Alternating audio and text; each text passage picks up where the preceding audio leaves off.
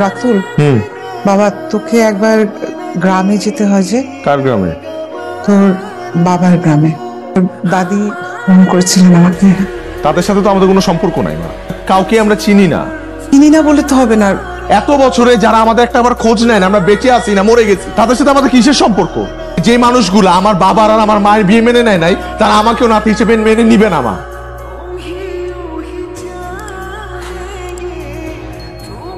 ও ভাই, ও ভাই, ভাই। জি ভাই, আপনি? কালীগঞ্জ যাব। কিভাবে যাব? কালীগঞ্জ কাগো বাড়িতে? মুন্সি বাড়িতে। শিবাড়ি আপনার কাম কি? ওটা আমার দাদা বাড়ি। আপনি এত কিছু জিজ্ঞেস করছেন কেন? নিয়ে যেতে পারবেন কিনা বলেন। ভয় নাই, উঠেন। আপনি মুন্সি বাড়ি চিনেন তো? আপনার চেয়ে ভালো চিনি। মা, বাইরেও মেহমান লয়ে আইছি। মা মানে? কারণ এটা আমার দাদার বাড়ি। তোর বাপে আমার চাচা, আমার বাপে তোর চাচা। সেই যে ছোটবেলায় তোর দেখছি কত বড় হয়ে গেছিস। দাদি কোথায়? তুমি না দেখতে একদম আমার রমেশের মতো হয়েছ। আমার মাও তাই বলে। দাদি অনেক দূর থেকে জার্নি করে আসছে, হাত মুখ দিয়ে ফ্রেশ হবে।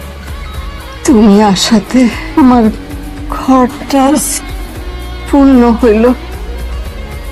ঢাকা শহর নাকি অনেক সুন্দর, মেট্রো ট্রেন নাকি বিল্ডিং এর উপরে দিয়ে যায়। আমার না খুব ইচ্ছা ঢাকা শহর যাইয়া পড়বো। আর তুমি তো আমার চাচাতো ভাই, এখন চাচাতো ভাইয়ের বাসায় যাইয়া তো থাকতেই পারি। এখন ঝাল লাগছে বেশি ঝাল? চিনিটা মুখে নাও, দেখবা ঝালটা চলে গেছে। রাত্রিবেলা ওর জন্য আলাদা করে ঝাল কম দিয়ে তরকারি রান্না। রোজার দিনে 10 জনের জন্য 10 রকম রান্না করুন। আসসালামু আলাইকুম। ওয়ালাইকুম আসসালাম। চাচা, আমি রাতুল। একদম রোজের মতো। এই শালু, তোর বাপেরে ফোন দিছিলি?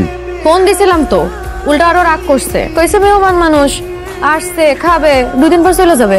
আমার যখন ইচ্ছা তখন আসবো। ওই নিয়ে আর পারলাম না। হ্যাঁ মা। তো কেমন লাগছে ওখানে? কি বলবো, ছোট চাচি জানি কেমন। কেমন জানি মানে? আসার সাথে সাথে আমাকে বলে আমি নাকি সম্পত্তির লোভে আসছি। ছোট চাচা যখন জানতে পারছে আমি আসছি, সে একটাবার আসেও নাই দেখা করতে। আসসালামু আলাইকুম। উনি কে? আমার আব্বা, মানে তোমার ছোট চাচা। এইটা আমার স্পেশাল জায়গা। স্পেশাল কেন? তোর আব্বা আর শালুর আব্বা এনে বিড়ি খাইতো। এখানে বাবা আসতো না? হ্যাঁ, মানে এই জন্য তো আমি আজকে তোর লয়ে আইছি। রাতুল ভাইয়া, এখান দাঁড়িয়ে কি করো? গার্লফ্রেন্ডের জন্য মন খারাপ তাই না? তোমার গার্লফ্রেন্ড নাই? তোর বয়ফ্রেন্ড আছে? ইস, ছি, কি যে বলো না। আসো, দাদি ডাকতেছে, আসো। দাদি আসছে। আসো। তোমার হাতখানে একটু ধরি দাদু ভাই।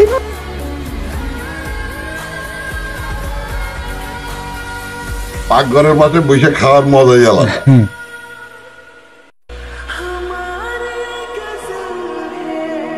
চাচি, আমি জানতাম রাতুল ভাইয়ের ঝাল লাগবে, আর আম্মাই তো তরকারিতে ঝাল কম দিবে না। আম্মক তোরে ঝাল কম দিতে বলছি না ভাবি, চিনি দিয়া তো আর তরকারি রান্ধন যায় না। মাছটা ডাইলে চুবাই দে। এখন ঝাল কম লাগবে, খাও। ঝাল লাগবে না, খাও। তুই তো ওখানে গিয়ে আমাকে ভুলে গেছিস। এই আজাবে পাঠাইছো? তুমি আসলে বুঝতা। আর মাত্র 2টা দিন, কালকে 4 রাত, তারপর ঈদের দিন, তারপর চলেই আসবি। একটু কষ্ট সহ্য করতে পারিস না? আচ্ছা মা, একটা কথা জিজ্ঞেস করি, জীবনে রক্তের সম্পর্ক কি খুব গুরুত্বপূর্ণ? কেন রে? এদেরকে চিনি না, জানি না, কিন্তু মানুষগুলো অদ্ভুত। আমার কষ্টে কাঁদে, আমি হাসলে হাসে। রক্তের সম্পর্কে টান সবসময় বেশি রে বাবা। রাতুল ভাইয়া, তুমি আসলেই অনেক সুন্দর।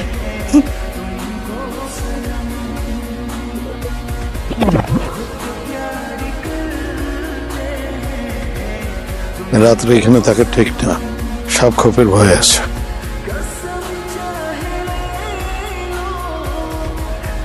ঠান্ডা লাগবে, ওষ পড়তেছে।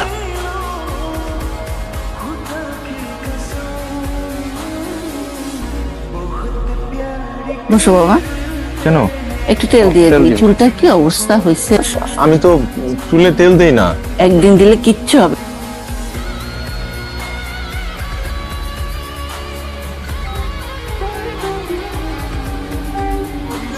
এই রাতুল ভাই একটা ধাক্কা দিব নাকি? না না থাক, ধাক্কা দিয়ে পানি পালাই। সবসময় মানুষ এমন করিস কেন?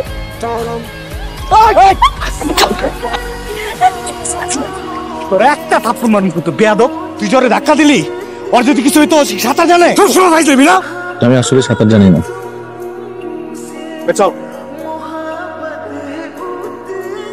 তোমার জন্য ঈদের একটা পাঞ্জাবি। আমি তো ঈদের পাঞ্জাবি নিয়ে আসছি ঢাকা থেকে। নাও, এখানে পায়জামা আর জুতা আছে। না, আমি তো আপনাদের কারোর জন্য কিচ্ছু আনি নাই। সমস্যা কি? ঢাকা গিয়ে কিনা পাঠাইবা? আর ঢাকায় যায় পাঠাইবো। ঢাকায় যায় আর জীবনে এইখানে আসে কিনা সন্দেহ। কই যাইতেছো তোমরা? রাতুল ভাই বলো না, কই যাইতেছো? বাজারে যাচ্ছি। তাইলে আমার জন্য মেহেদি আর চুড়ি নিয়ে আইসো। তাহলে এইটা দেন, নীলটা বাদ দেন। আচ্ছা ঠিক টোটাল কয়টা হইলো? বিলটা করে দেন ভাইয়া। দেওয়া লাগবে না, আপনার চাচা দিয়ে দিয়েছে। কোন চাচা?